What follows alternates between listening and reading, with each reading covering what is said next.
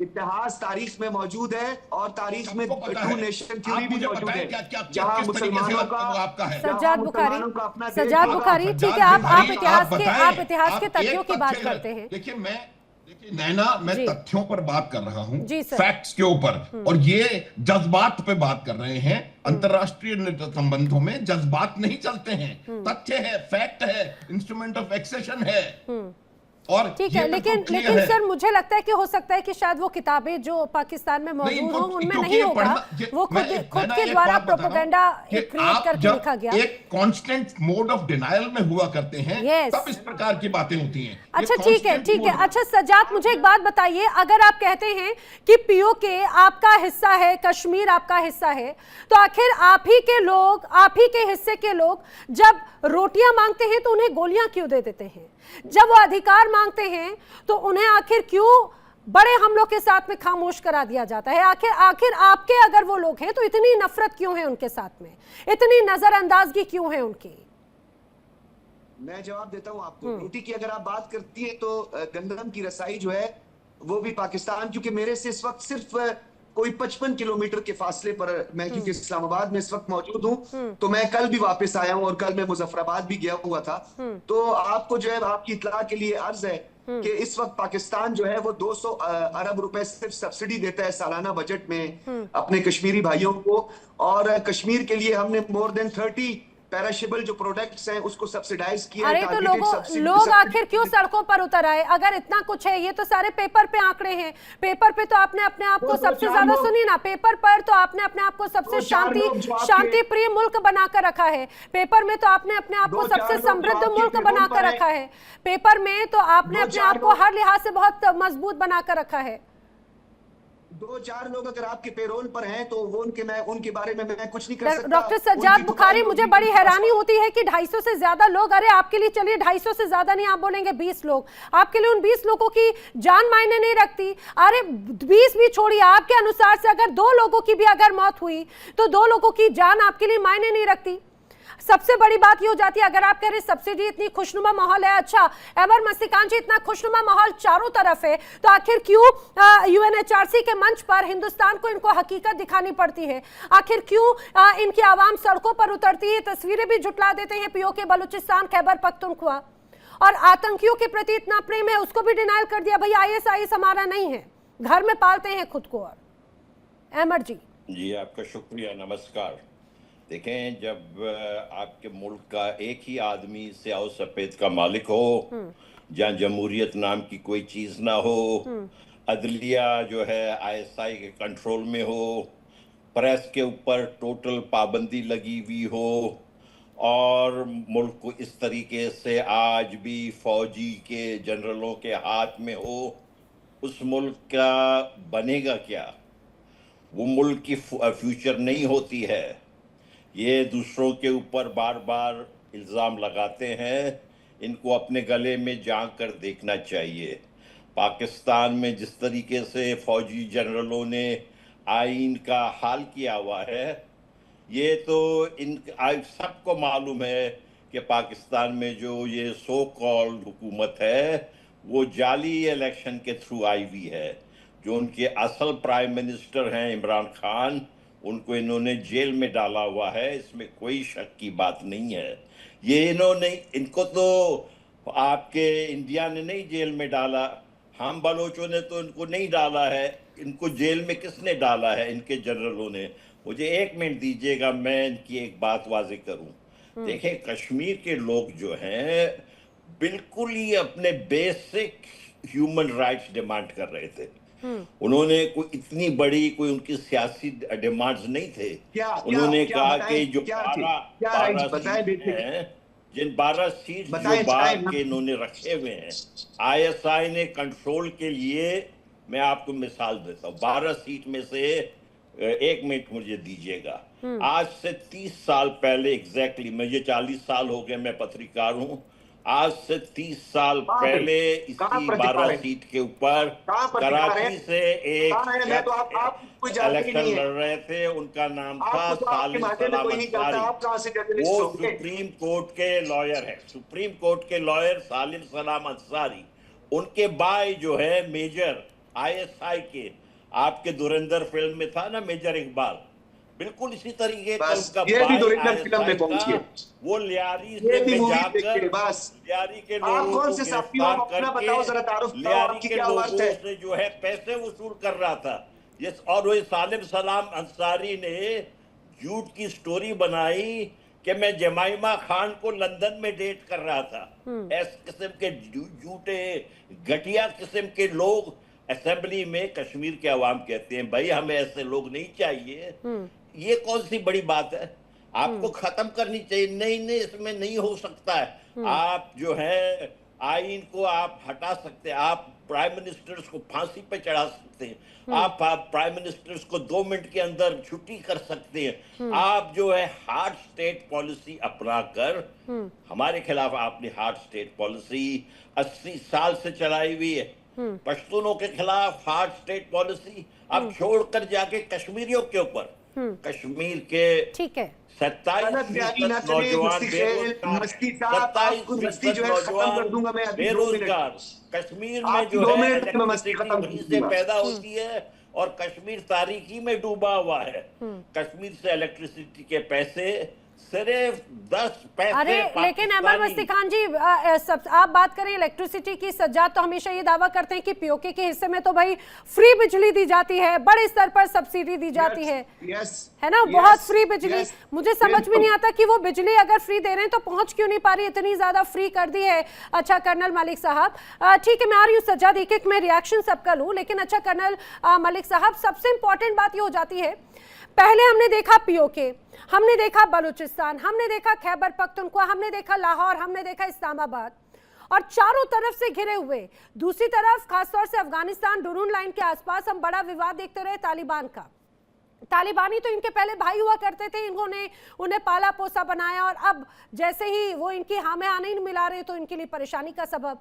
लेकिन तालिबान कह रहे कि वो इनकी नीतियों से और नियत से वाकिफ है, इसीलिए आईएसआईएस के जो फुटप्रिंट्स मिले उन अड्डों को खत्म किया। उन्होंने कहा कि ये एक तरह से हमारे लिए इस्तेमाल किए जा रहे थे, उसको दरकिनार कर रहे हैं डॉक्टर सज्जाद बुखारी।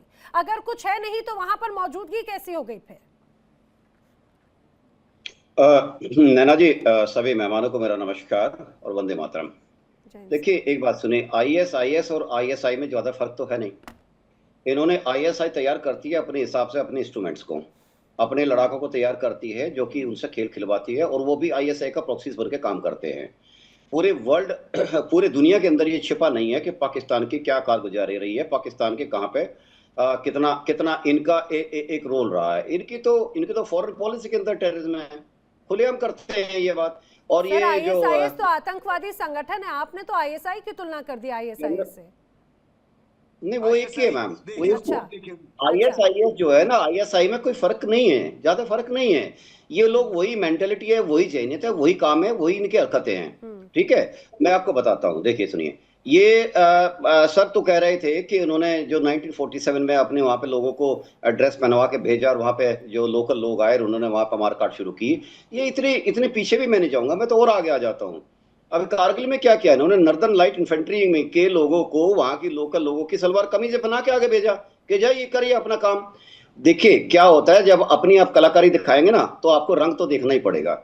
कलाकारी दिखाइए अच्छी तरह से, और पूरी दुनिया आपको देख भी रही है। अब मैं बताता हूँ अफगानिस्तान के ऊपर। अफगानिस्तान का क्या रहा कि जो तालिबान की जो पहली इनिंग्स थी वो इनके चक्कर में आ गए, और यही कारण था कि हमारा IC-814 यानी हाईजैक किया था उस टाइम के लोगों ने, जो हमने छोड़े थे यहाँ से, अपने हमको छोड़ने पड़े थे मजबूरी में, क्योंकि हमारे लोगों की गर्दन इन आतंकवादियों के हाथ में थी।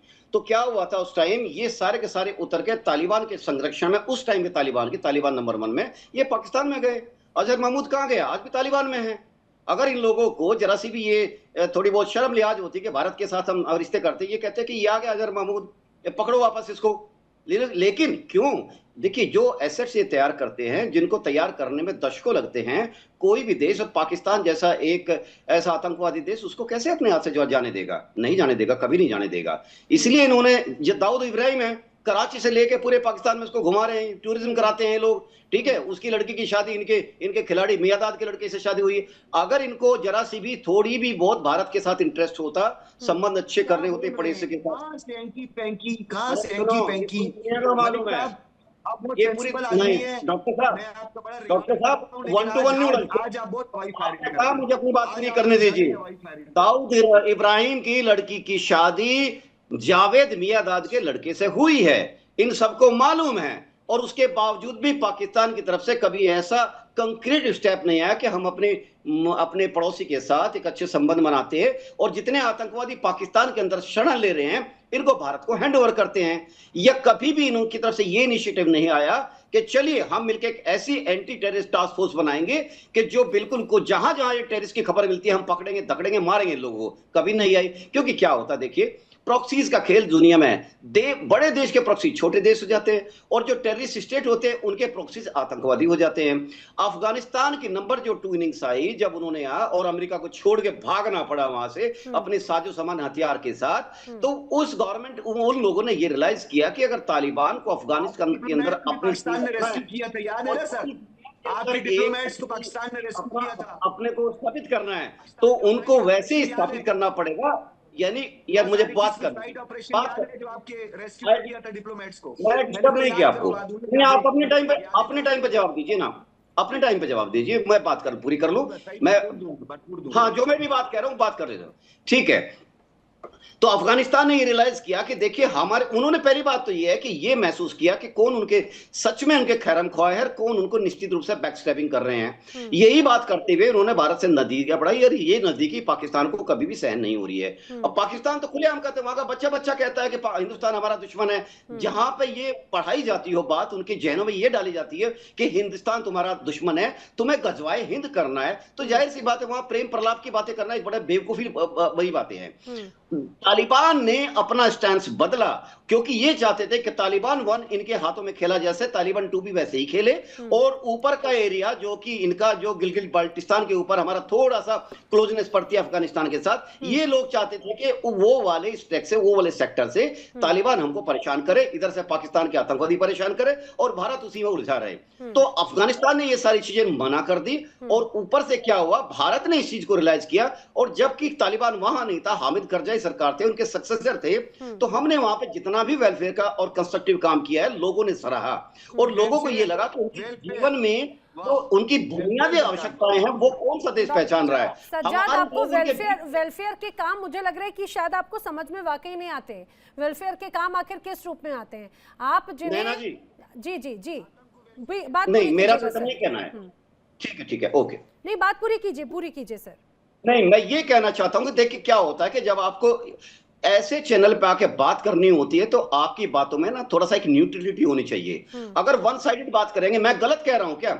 मेरी वहां पे बीएम तो 4 साल तक रही, और वहां से लेकर 216 तक ईरान बॉर्डर तक उन्होंने वहां पे जाके रोड बनाई, और रोड ऐसी है कि जिसपे 4 लेन भागे चले जाएंगे आप। वहां के लोगों को पानी दिया, छोटी छोटी नहरों से निकाल के उनके खेतों तक पहुंचाए, ये गलत बात है। पार्लियामेंट हाउस बनाए जहां पे तालिबान बैठ के सारे अपने रूल फैसले लेता है, ये गलत बात है। हमने वहां हॉस्पिटल बनाए, इंदिरा गांधी हॉस्पिटल बच्चों का आज भी चलता है वहां पे, तो क्या ये गलत बात है?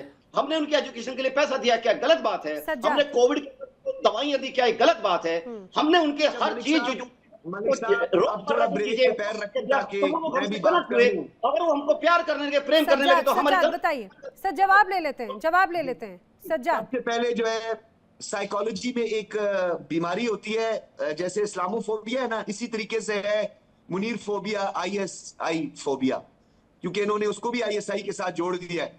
तो जिस चीज का खौफ तारी होता है आपके नफ्सियात पे, आप पे जिसने नफ्सियाती बर्तरी हासिल कर ली होती है, तो उस खौफ में मुब्तला होकर आपके शब्द जो होते हैं उन्हीं अल्फाज की अदायगी करते हैं। तो पहले तो मैं उसको बता दूं आपको कि मुझे पता है कि आईएसआई की जो ठुकाई है उसने आपको काफी परेशान किया। और डॉक्टर सज्जाद बुखारी, आपने साइकोलॉजी की बात कही है, सुनिए ना, मैं आपको एक और बीमारी का शब्द बता देती हूँ, उसको कहते हैं क्लेप्टोमेनिया, जिसे आदत होती है बात पे सिर्फ चोरी करने की, बिल्कुल चोरी करने की। कभी चोरी कर लेते हैं आप कश्मीर के एक हिस्से को, कभी आप शांति चुराने की कोशिश करते हैं, कभी आप लोगों का निवाला चुराने की कोशिश करते हैं, अब कभी कभी तो ट्रॉफी चुराने की कोशिश करते हैं। मैंने सोचा आपने साइकोलॉजी की बात की तो मैं आपको क्लेप्टोमेनिया की भी याद दिला दूं, बात पूरी कीजिएगा। साइकोलॉजी नहीं, साइकोलॉजी की मैं बात कर रहा हूं। कोई बात नहीं, ठीक है, अरे जुबान का अंतर है, कोई बात नहीं, माफ कर दीजिएगा, लेकिन शब्द तो समझिए, नियत समझ लीजिए। ज्यादा इंग्लिश मीडियम में पढ़े हो, मैं समझ गया, मेरी बात आप समझ रहे हो, कुछ नहीं समझ रहे हो, आपको तमीज नहीं है। माथुर साहब, आपको तमिल से कैसे बात करते हैं? आप मेरे साथ पंगा नहीं लें, आप मेरे साथ पंगा ना लें, अपनी उम्र का ख्याल रखें, अपनी उम्र का ख्याल रखें। मैं आपकी उम्र का बहुत एहतराम करता हूँ, ख्याल रखता हूँ। तमीज, आप अपनी भाषा पर नियंत्रण रखें। सेना में रहिए तो थोड़ा सा एहतराम करें। आप भाषा पर नियंत्रण रखें अपनी। पंगा नहीं लेगा मतलब क्या है आपका? चैट करते रहते यार, मैं और नैना आपस में चिट चैट करते रहते हैं, आप ना आपके बीच में इंटरप्ट करें। वो मेरा और नैना करते रहते हैं, हम दोनों ब्रॉडकास्टर। आप एक ऐसे फौज के अफसर से बात कर रहे हैं जिन्होंने आपको शिकस्त दी थी। मस्ती बिठाया हुआ है, आपकी शिकस्त खोड़दा फौज है। वायलेशन की है बैनुल अक़वामी कवानीन की। आपको पता है ये बीएलए को रिप्रेजेंट कर रहे हैं, बीएलए पर पाबंदी लगी हुई है बैनुल अक़वामी। टीआरटी की कल आपने रिपोर्ट पढ़ी है? अरे सज्जाद, आपको मस्ती खान जी की मस्ती से भी आपत्ति है। आपको यहाँ पर अनुज माथुर जी का जो एक्सपीरियंस है, आप उनकी उम्र के तौर पर कह रहे हैं। मैं बताऊं, वो उन्होंने आपके जैसे मेरे जैसे जाने कितने लोगों को असलियत की तस्वीरें दिखाई है पूरी दुनिया में, है ना। सबसे महत्वपूर्ण बात है अनुज माथुर जी जवाब दे नहीं सके। जी आज तक मेरे सवाल का जवाब दे नहीं सके। 10 मई 6-7 मई का तो जितना उन्होंने पढ़ा हुआ है वो मुझे पता है। 10 मई 7 मई 6 मई शब्दों से आप शब्दों से खेलेंगे, शब्द वो फैक्ट से खेलते हैं, आप बातें घुमाते हैं।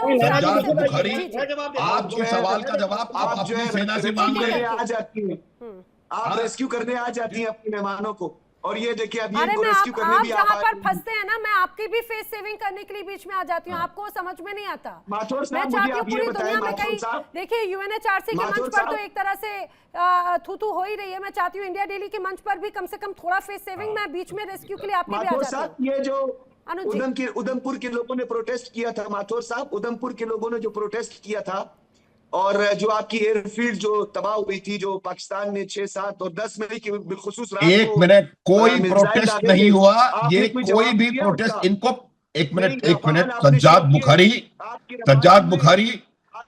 बुखारी उधमपुर, आपको पता ही नहीं है उधमपुर कहाँ है? आपको पता ही नहीं है उधमपुर कहाँ है? उधमपुर कश्मीर में है, आपको पता कुछ नहीं है। आप अपना नॉलेज ठीक कर लीजिए, पढ़ के आइए, यहाँ पर बेइज्जती मत करवाइए अपनी। उधमपुर जो है वो, और आपको कुछ नहीं पता। आप जाकर के नूर खान एयरपोर्ट देख लीजिए, आप जाकर के कैराना हिल देख लीजिए, आप जाकर के अपने 318 किलोमीटर दूर जाकर के हमला हुआ है वो देख लीजिए, आपके सारे एडी एसेट्स खत्म कर दिए वो देख लीजिए। आप क्या बात कर रहे हो यार? इतना बुरी तरह से हारने के बाद इतना clobbering, Naina, the only word that can describe operation Sindoor is the clobbering. उसी की वजह है कि वो पूरे टाइम लगातार बढ़ाने अपना उसको समझाने की कोशिश कर रहे हैं। और ये जब आपको पता होता है, आप किसी भी अपने सैनिक से जाके पूछें 136 लोगों को मरणोपरांत पुरस्कार किसने दिया, खुद जाकर के चेक कर लें। बिल्कुल 100 लोगों की शव यात्रा में आपके सैनिक, आपके 100 लोगों की शव यात्रा में जनाजे में कौन गया? 100 लोगों के जनाजे में कौन गया? सारे आपके सैनिक, सारे आपके जितने भी यहाँ आतंकवादियों के अड्डे के सरदार हैं वो गए। आप क्या बात कर रहे हो? आपका देश सैफुल्लाह कसूरी को माला बनाता है इन्फेंट्री बटालियन में बुला करके। आपको पता होना चाहिए, आप बोलने से पहले सोच लें कि कितना झूठ किस तरह से बोल सकते हैं और कितना गलत आप बोल सकते हैं, कितनी गलत बयानी कर सकते हैं। आपके अपने प्रधानमंत्री का डायलॉग है कि रात को 2:30 बजे मुझे फोन आया असीम मुनीर साहब का, मैं स्विमिंग कर रहा था 2:30 बजे, और ये उन्होंने खुद कहा है। और उस समय उन्होंने कहा कि नूर खान पे हमला हो गया, नूर खान पे हमला हो गया। आप क्या बात कर रहे हो यार? मैं एंजॉय कर रहा था। सज्जाद बुखारी, आप अपने ज्ञान को बढ़ा करके फैक्ट्स लेकर के आया करें यहाँ पर। अपनी बेइज्जती करवाने का शौक ज्यादा है तो बात अलग है। सारे फैक्ट्स हैं आपके, किस प्रकार से वहां पर नुकसान पहुंचाया गया। सब फैक्ट्स को ही तो मिस फैक्ट्स की तरफ लेकर जाएंगे ना, सब मिस फैक्ट्स की तरफ तो यहीं पर ही लेकर जाएंगे। अनुज जी, मैं आ रही हूँ मैं मिस फैक्ट्स की तरफ, लेकिन अच्छा यहाँ पर कर्नल मलिक भी कुछ कह रहे थे। कर्नल मलिक साहब, आप उनको फैक्ट तो बता रहे थे, लेकिन जरा इस बात के बारे में भी बताइएगा कि ISIS और ISI का किस तरह से अब कनेक्शन हो गया है। पाकिस्तान में किस तरह से बड़ी पैठ ना सिर्फ ISIS की है, ISI की तो है ही, ISIS की भी है। नैना जी, अभी इनका 4 दिन पहले ना बजट पास हुआ है। अच्छा। उस बजट के अंदर इन्होंने अपने रक्षा बजट में 17% का इजाफा किया है। और वो 17% इसलिए हुआ है कि इनकी पूरी आर्मी को पैसा चाहिए है, क्योंकि पहले पेमेंट रुके पड़े हैं। चाइना ने भी एक बार दिखाया है, इनको चट्टा दिखाया है कि पहले थोड़ा पेमेंट कर दो, थोड़ा बहुत तो दे दो, 100 में से 2 रुपए तो दे दो, या बिल्कुल ही सब कुछ फ्री में ले जाने का रहता है। खैर anyway, coming to the point, ISIS और ISI एक ही सिक्के के 2 पहलू हैं। देखिए इंडिया डेली 24/7 अब आपकी स्मार्ट टीवी पर। इंडिया डेली मौजूद है सभी डिजिटल प्लेटफॉर्म पर लाइव और लगातार। इंडिया डेली 24/7 हर दिन राष्ट्र को समर्पित।